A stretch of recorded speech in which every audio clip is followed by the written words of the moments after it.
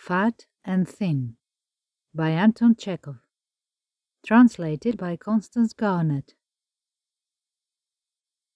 Two friends, one a fat man and the other a thin man, met at the Nikolaevsky station. The fat man had just dined in the station, and his greasy lips shone like ripe cherries.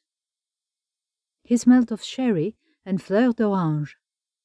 The thin man had just slipped out of the train and was laden with portmanteaus, bundles, and bandboxes. He smelt of ham and coffee grounds. A thin woman with a long chin, his wife, and a tall schoolboy with one eye screwed up, came into view behind his back. "Porfiry!" cried the fat man on seeing the thin man. "Is it you? My dear fellow! How many summers! How many winters!" "Holy saints!" cried the thin man in amazement. "Misha, the friend of my childhood! Where have you dropped from?" The friends kissed each other 3 times and gazed at each other with eyes full of tears. Both were agreeably astounded. "My dear boy," began the thin man after the kissing, "this is unexpected. This is a surprise. Come have a good look at me. Just as handsome as I used to be. Just as great a darling and a dandy. Good gracious me. Well, and how are you? Made your fortune? Married? I am married, as you see. This is my wife Louise. Her maiden name was Wastenbach, of the Lutheran persuasion. And this is my son Nathanael, a schoolboy in the 3rd class. This is the friend of my childhood, Nathania. We were boys at school together." Nathanael thought a little and took off his cap.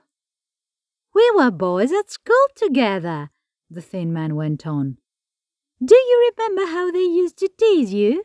You were nicknamed Herostratus because you burned a hole in a schoolbook with a cigarette, and I was nicknamed Ephialtes because I was fond of telling tales.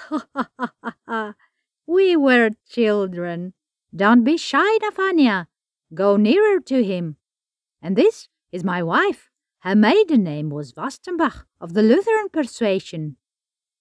Nathanael thought a little and took refuge behind his father's back.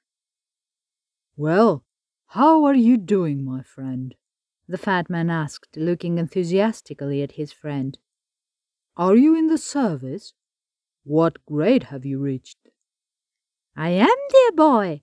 I have been a collegiate assessor for the last 2 years, and I have the Stanislav. The salary is poor, but that's no great matter.